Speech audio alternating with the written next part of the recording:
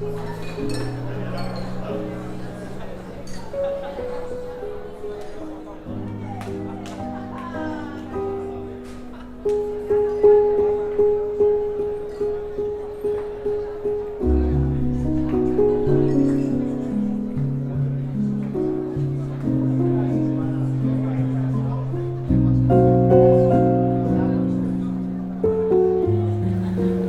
hello, and welcome to another episode of Scholars in a Bar. I'm your host, Dr. Alan Eickelman from the University of Southern Mississippi, and today we have a beautiful location in which we're filming this episode of Scholars in a Bar. We are in beautiful Bay St. Louis, Mississippi, in the Bay Waveland Yacht Club and in the bar room of the Bay Waveland Yacht Club.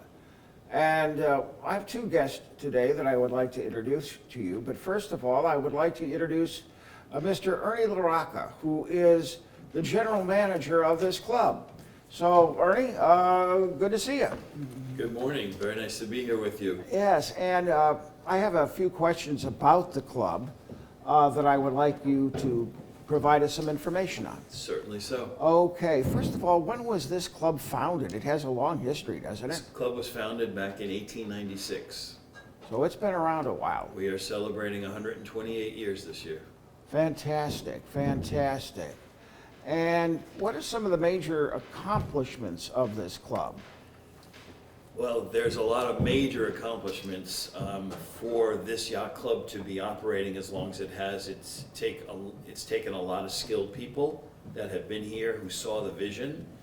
Some of the things that we focus on right now is member value, what we can do for the community. We do a lot of work for the community, and just give the folks a very safe haven to come and visit with their friends and those that they like to associate with.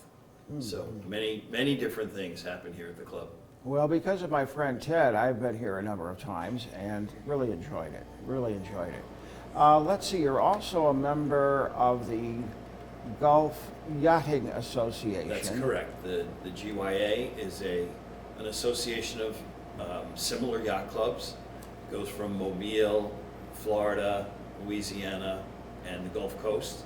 And we are a member of that association very proudly for many, many years. And they have a very cherished cup, which is called the Lipton, or the Lipton Regatta. And I understand that this club has done very well with the Lipton Regatta. We speak with very sincere reverence when we speak about the Lipton Cup. Our club is one of the clubs that has participated more than any other club in the Gulf Coast. We have the awards that are in the dining room that prove that.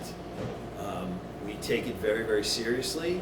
We have hosted it a number of times. We have won it many more times, and we are looking forward to sailing in it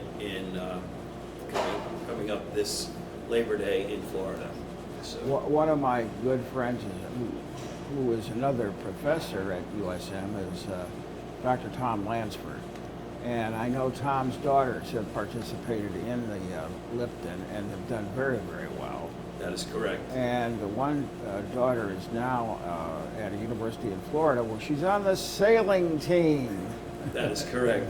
We spend a lot of time with Tom Lansford. He's a very, very good friend of the club.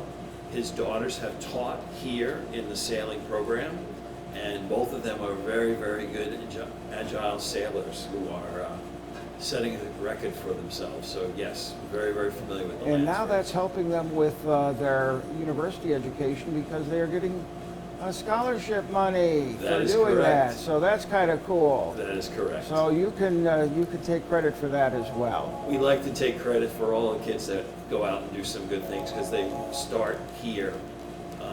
We start them young, 8 years old.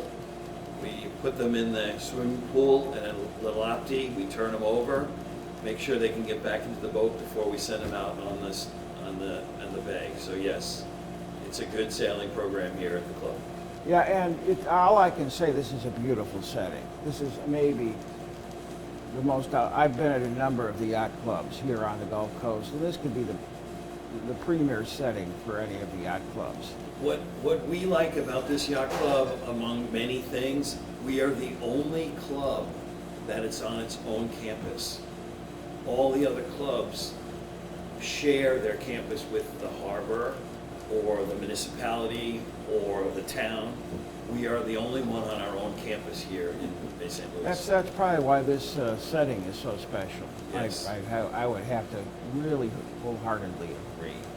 Now I'd like to turn to somebody else who is associated with this club, and that's my good friend for over 35 years now.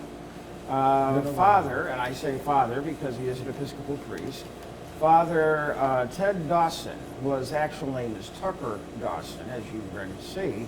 But I've known him as Ted for 35 years, and the reason I say another participant in this club, very significant role that Ted had in this club. By the way, he's also our scholar for today, as you will see. But Ted was the Commodore for this club. He's wearing his Commodore patch right now. You can see it there. That's his past Commodore patch. But he was the Commodore of this club at the time of Hurricane Katrina. And at that time, there was nothing here. I don't even know if there was a slab left. Was there a slab left at that time? If that's it, that was all that was left. The slab and broken off pilings that had held up the previous club, Yeah. like broken teeth coming out of a crooked slab. So it was kind of ugly, to say the least, and lots of debris. I know because I was Lots here of during debris. Katrina, and I know the kind of debris field that it left. So Ted was really the one that was responsible at that time to build this whole club back up into the beautiful club that it is today. And so Ted, maybe you could tell us a little bit about that experience and the trials and tribulations of having to do that, because that was a very significant time in terms of the redevelopment of this club, which had to be done from ground up, from scratch. Speaking of all the debris, picking up where we left off, so to speak, one of the interesting things is I got to ride on the little boat that was doing a side something radar, sonar to find all the debris that was in the harbor. Because as I stepped into the Commodore spot, there was really nothing but debris. But we rented 2 trailers, the kind of big trailer that are used as sort of office space on a construction site, and had a covered deck built in to connect the 2 of them. And I felt that if that could get open and we had a usable harbor and a usable bar, we had the first step toward a usable yacht club. And seemed to me that those were the 2 important The ingredients. bar was very important, let's face A it. place for people to congregate and see friends they hadn't seen since so many of us lost our homes, and also a place to keep their boat and from which they could sail or motor. And so it was very interesting to see how much debris, pieces of boats down in the harbor, a refrigerator or 2, innumerable chairs and tables. It looked as bad under the water as it did here on the peninsula. So, but anyway, getting a place open where we could have fellowship and people could gather and be together, and getting a place open and ready for people to keep and use their boats got us going. And we had a good year. We had a very good year. People still comment to me on the fact that that year when we were operating out of the trailers and the deck, that we had a lot of fun. And maybe it was because of what had happened to us, and being able to go to some place where our friends were and sit and have a beer or just visit. There was a kind was of special. camaraderie, both here and in New Orleans.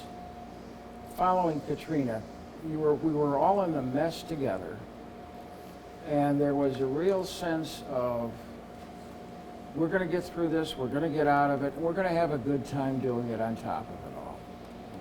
Yes, yes. It really was. And now, this club, I remember the previous club, it was very nice.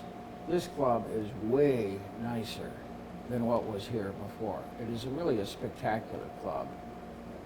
And that's thanks to a large extent to you, my friend. Well, you pushed that agenda. Well, my job basically was to hold a building committee together, keep them focused, moving ahead, not fighting with each other. And so it went really very well. We selected an architect, then approved the plans with some tweaking, and then selected and approved a contractor. And of course, then what we approved was sent to what we call the big board, the Board of Governors, for an, actual acceptance of the program, the plans. So that went along really very well. We had a good year of people working together, focusing. I think when the plans of what you see around you here, when these plans came before us, these plans were very quickly adopted and accepted, and that architect, Janke and Burns, was hired, and we're very happy with what we have. It's outstanding. It's perhaps my favorite of all of the yacht clubs in the association that I know of. I don't know of all of them. I'm well aware of Southern Yacht Club in New Orleans, and I really think I like this layout better. Don't let them hear that.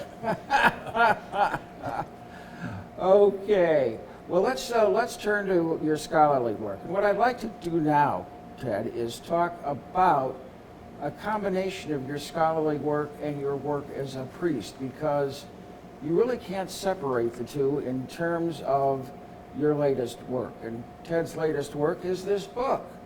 This book, which is titled, interesting title, I Don't Believe That Either, ... however. Okay?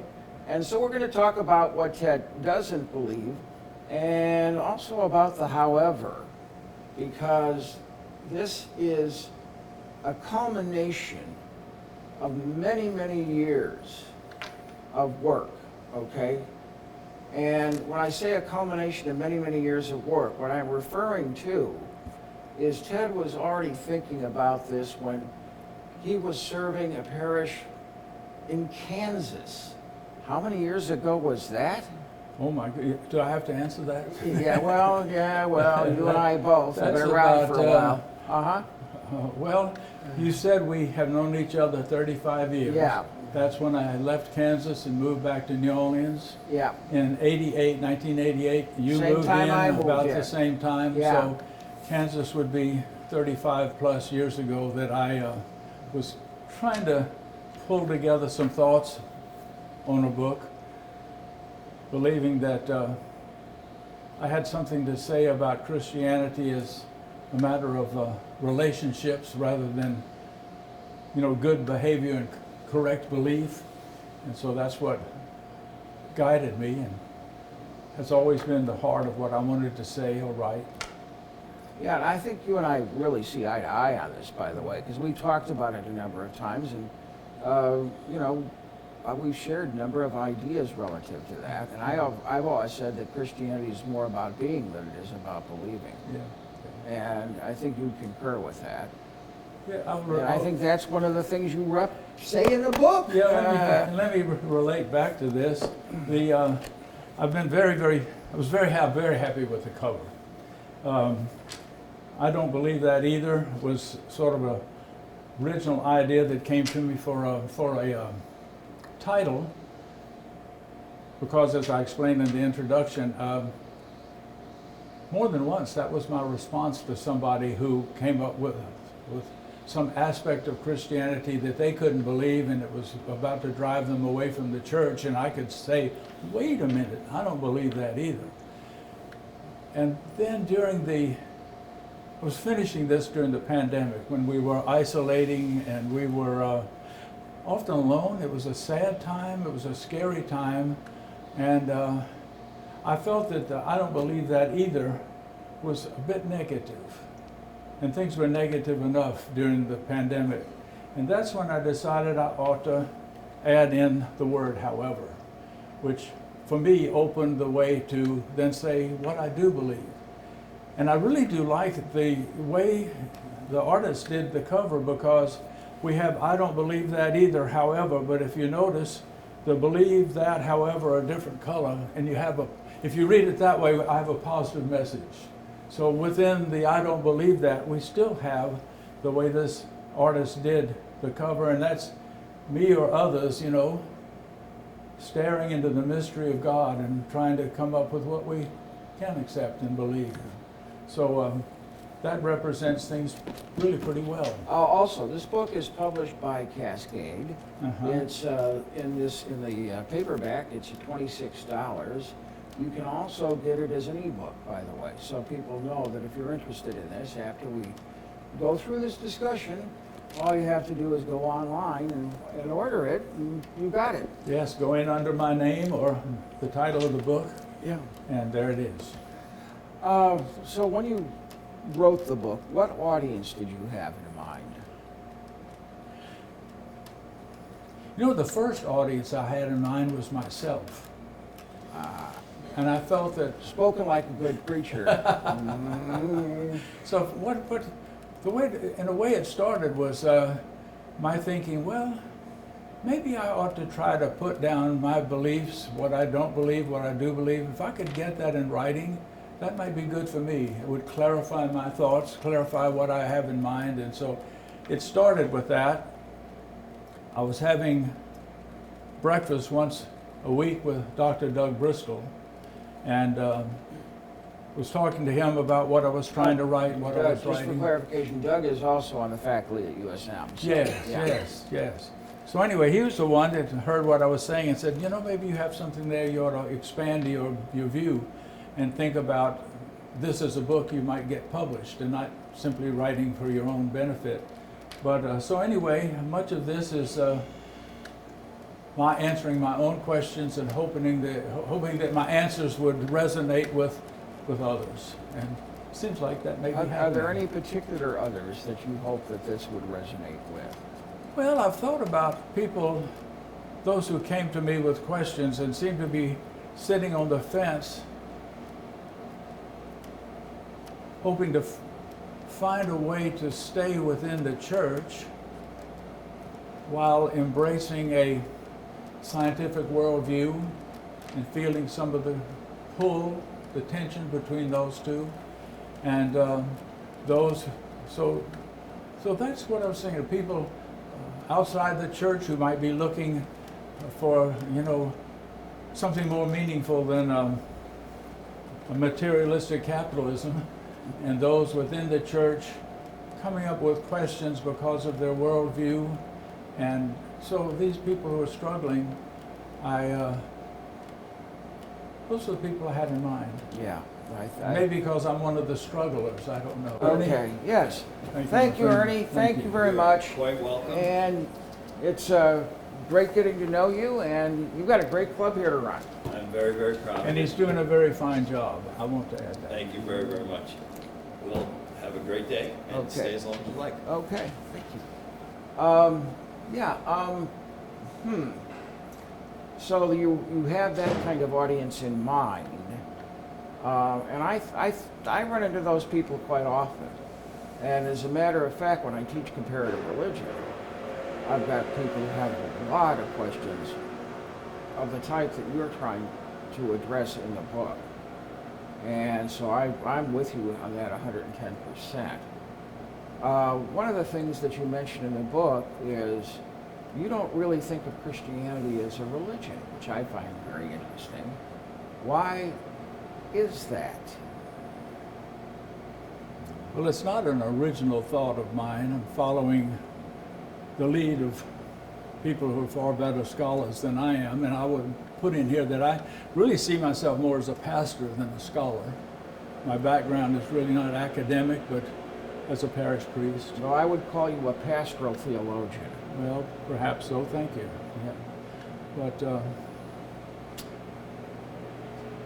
I'm not sure where to go. What was your question? About Christianity not really being not a being religion. a religion. Well, Yeah. it seems to me that this is a somewhat narrow view of religion. Doesn't cover all possible, considerations, definitions. But one thing that man has used religion for is try to win the favor of the deity, to somehow get the deity on our side so we can have a better hunt or a better harvest or a better business year with a better bottom line.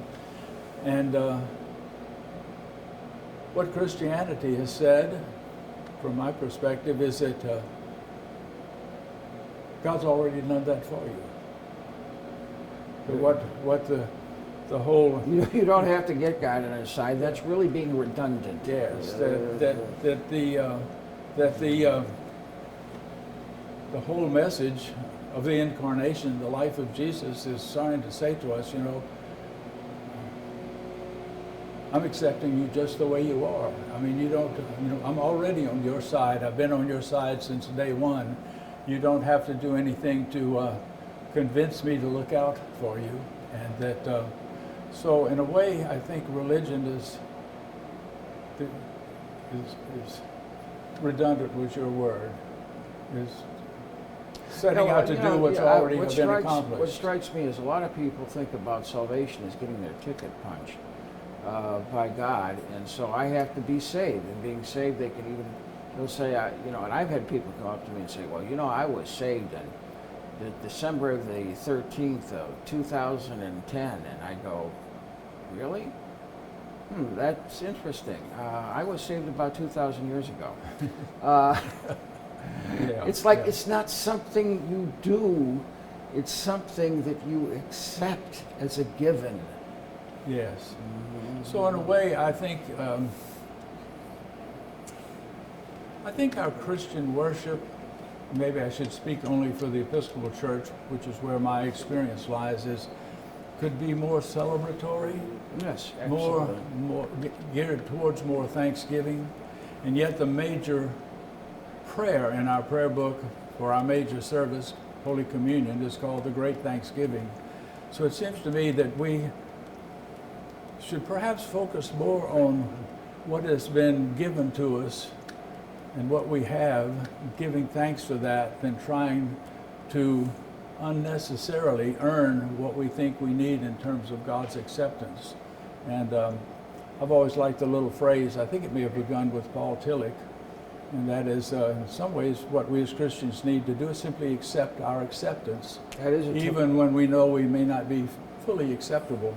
But to me, that's right at the heart of That it. was Tillich who said that. And yeah, it's also one of the things I ask my students sometimes. I say, how many days are there in Lent? And they'll say 40 days. And I'll say, yes, then count from Ash Wednesday to Easter, because that's the period for Lent. How many days are there? 46 days. But there are only 40 days in Lent. Do you know why? And of course, my students generally do not have a clue as to why that is. I says, because every Sunday is a day of thanksgiving. Yes. Every Sunday is the Lord's Day. Every Sunday you celebrate the resurrection. So it's a feast. It's a feast day, not a fast day. So it's the same idea that you're talking about. We shouldn't be droll. We shouldn't be condemning. We shouldn't be negative on a Sunday of all days. That's a day to celebrate and give thanks. Yes, maybe the flip side of that is that when most of the Sundays of the year are more penitential and might be more appropriate during Lent, and the more that becomes the norm, then Easter begins to look heretical.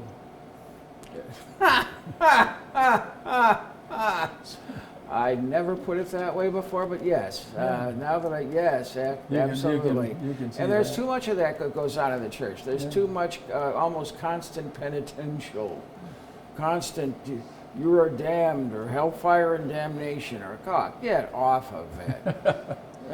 Give me a break. I agree, 110% on that one. And it's not about trying to appease God or get God on your side. It's accepting the fact that God has been and has been for quite some time. And, even before 2,000 years ago, that was the case. It's just that kind of highlighted it. Yep. That kind of highlighted it. Yeah. Okay. I know there are some Christian doctrines that you cannot countenance. And one of the reasons you can't countenance they are so darn negative. And one of those doctrines is something called substitutionary atonement. Could you please talk a little bit about what substitutionary atonement is, and then why it is so awful? It's awful because it proposes a God who cannot forgive us, who is not free somehow to forgive us and accept us until somebody hurts, until somebody is punished, until somebody feels some pain. That there had to be, that somebody had to suffer. And Jesus stepped in and accepted the suffering that was due us, saved us from that. And my problem with that is that it paints a very negative God, paints a picture of a very negative God, a God who's maybe not as free as we like to think of him as being, and a God who's a bit more heavy-handed. And so I would go back to what we call in the Episcopal Church the summary of the law of the Great Commandment, where Jesus is asked what's the greatest commandment, and he says, love God and love your neighbor as yourself. And so it seems to me that looking through that window, we have God's love. And he's not approaching us from the point of view, the perspective that, somebody has got to take the blame and take the hit before he can offer the acceptance. And I think that's backwards. That's backwards. I could go on for that a little bit. I think that the wonderful story in Luke's gospel about Zacchaeus, that Zacchaeus is a crooked little tax collector who wants to see Jesus. And he climbs up in a tree to do it. And Jesus doesn't say to him, you rotten little crook, if you'll just shape up and get down out of that tree and straighten things out, well, then maybe I'll consider stopping by. But instead he says, I'm coming to your house tonight. So and as a result of that acceptance, then he turns his life around. And so the acceptance comes first before the need to change.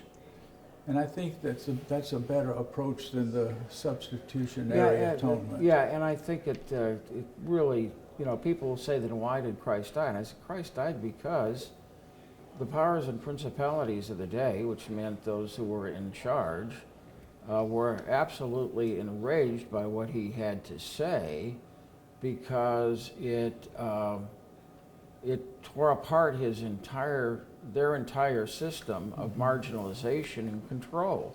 Yes.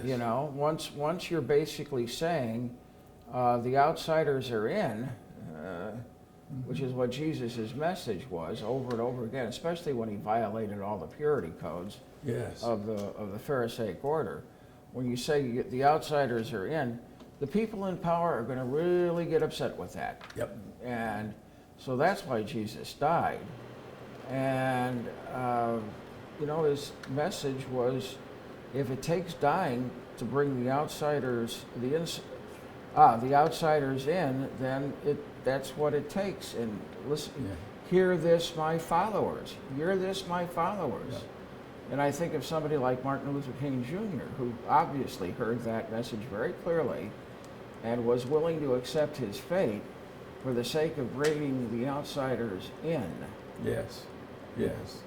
You know, so that's what Christianity is all about. It's about representing that. It's about being that, and being that, as you have so gloriously pointed out, in relationship. So why don't we talk about the importance of relationship now? Because that seemed like that is the resounding theme of that book, of your book. Yeah, I think the whole Bible might be approached that way. That the way that is that it starts off with a man and woman and God having a pretty good relationship. They hear him walking in the breeze of the evening in the garden, and everything's okay, and they're all together until the disobedience. And from that point on, which is early, I guess, in the early in the book of Genesis, yeah. that leaves all of the Bible except a couple of little chapters in there at the beginning. All of that is, God's working to reestablish a relationship that has been damaged and lost. Yeah, and I think That's the whole in flow my of the Bible. opinion, that story is cast in such a way that God cast them out of the garden. And I think that is wrong. I think they cast themselves out. It's like they broke the relationship. And when you break the relationship, what you have is separation or estrangement. Yes. And I always takes me that there's three forms of estrangement. Tillich mentions these as well. There are three forms of estrangement that it becomes very, very obvious. Okay? One is they're estranged from the universe itself. Okay. They're estranged from the cosmos. They're out of the garden. Okay? They're no longer perfectly united with God because they've broken that relationship. They've separated themselves from God. Okay? So that is one form. The other form of, and we feel it. I mean, death is the ultimate form of that kind of estrangement. Is, we're estranged by death ultimately. The other is they're estranged from one another. The man and the woman, the man blames the woman. That's right. That's estrangement. And the woman blames the snake, and the snake wished there was someone for him to blame. Yeah, that's about right. And then the third one is they're estranged from one another, or from themselves. And maybe that's the most serious, because they become aware that they're naked, and they become ashamed, and the idea of covering themselves is really a way of saying, I have to hide who I really am. I can't be honest. I can't be. So I have to hide the fact that I am fraudulent in some way, shape, or form. And that's what that story is really, from an existential point of view, is really all about. And like you said, from there, God's going, now what do I do? Now what do I do with these people? I gotta find some way to get them back. To reestablish the relationship. Let me go back to the relationship. This is not maybe what Genesis says, but I always like the idea when they hide from God and God says, so where are you? I like to think of that in the terms that he's not saying, what fig tree are you hiding behind? But now that you've done this thing I ask you not to do, where are we now in our relationship with one another? And then from that point on, it seems that God takes the initiative. The call of Abraham, of Moses, of the prophets, and then the sending of Jesus is all a pattern of, to St. Paul and his use of the word reconciliation. God was in Christ reconciling the world to himself. So we end up with a really nice relationship word. That the whole story is about reconciliation. To do with substitutionary atonement. Nothing whatsoever to do with that idiotic idea. I agree 110% on that. And the other thing is, what do you do with the doctrine of of original sin, okay? And I know you've written about that too. Oh my goodness. Well, to quote someone, there are no original sins any longer. Whatever it may be, somebody's already done it. So that may be where we would start. But yeah, we are of a nature to look out for ourselves. And this may be off the track theology or psychology, but Well, it's like inevitable sin. It's not necessarily original sin. It's inevitable sin, and it's a state because of our estrangement. Well, I it's know a what state that we exist in because of, it's not like St. Augustine said, we were conceived in sin, but we all know that St. Augustine had some real problems. So it's not that at all. I do think that perhaps, and as I said, I may be all on the wrong track here, but it seems that our realization of our mortality is frightening enough that we want to sort of scramble to the top. Yeah. And in that scramble, we push other people away. More estrangement, more And alienation, to more me- breaking of relationship. And so, yes, and it seems to me that if you want to talk about sin, it seems to me that if it doesn't damage a relationship in any way, why are you calling it sin? Exactly. And if it does, no matter how superficial it may seem, if it's done harm to a relationship, it ain't good, and I would say it's sinful. So anyway, Yeah. but I have an idea that it starts deep within us in our need to sort of cope with our knowledge of our mortality. Yeah, I would agree. I really agree with that. And I don't want to get into St. Augustine. I have a love-hate relationship with him. I know. Most of us do if we've read them. Okay. No, I agree with that. Yeah, but He was a brilliant guy, but a little psychologically messed up. if you're not really careful, sin becomes a venereal disease. Yeah, that's about right. That's a good way of putting it with St. Augustine. That's it. You have to stop a little short of Yeah, that, but yeah. be careful. Yeah, no, I agree. That's about right. Okay, anything else you'd like to comment on your book, and or anything else for that matter? And Well, just maybe three things, two of which I've mentioned. I really do think that that great commandment when Jesus is asked, what's the greatest commandment? Love God, love one another. I would sort of look at all things in light of that teaching. And what is in agreement with that, I'm good with. If it is not, then it needs to be looked at very carefully. The second one I mentioned about the little story of Zacchaeus in Luke's gospel, I think that's the gospel in miniature, that Jesus accepts him before he repents, and his repentance is a result of his acceptance. And most of our church sees that the other way around.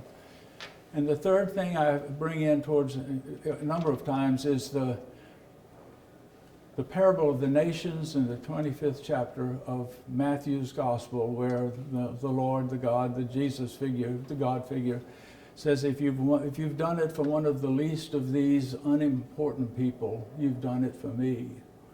And that seems to be, for me, one of the way of relating, as I think we find and live and play out our relationship with Jesus through our relationships with one another. And then that relationship opens up the way for a relationship with God. But I think it probably begins in something like this. And I've been asked this question about, what about this thing in Christianity right here at this bar? Sailing my little sailboat out there, somebody in the boat would. So the questions come up in interesting places, and I've hoped to have interesting answers. yeah. Well, what this has brought to mind for me is maybe it's become my favorite verse in all of the scriptures, and that's, I believe, in the first letter of John, where it is written, God is love. Simple. And period. those who abide in love abide in God. So God's not some entity. God is the relationship that is established through love. Definitely. So that speaks to me, and that's why this book has spoken so much to me, and I cannot recommend it highly enough, especially if you are a questioning person who really want to delve deeper.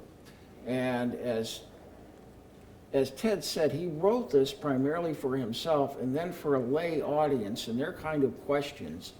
But being a scholar, I can say I certainly got a lot out of it myself as one who was studied, these issues. And so even though it's directed to the lay community, I would think that scholars, and especially pastoral scholars, especially pastors who consider themselves pastor theologians, would get a lot out of this book as well. And it would make a great study book for a church group, where people would buy the book and go through it as a church group. And I think it'd make an excellent study book for that in that sort of setting. So, yes, and I want to say thank you to my good friend for so many years, Al, Ted. it's been a pleasure. Yeah, Thank you so much. I want to say, well, that is it for this segment of Scholars in a Bar. Until we meet again, well, in some other bar. That's what we do. So, thanks for joining us.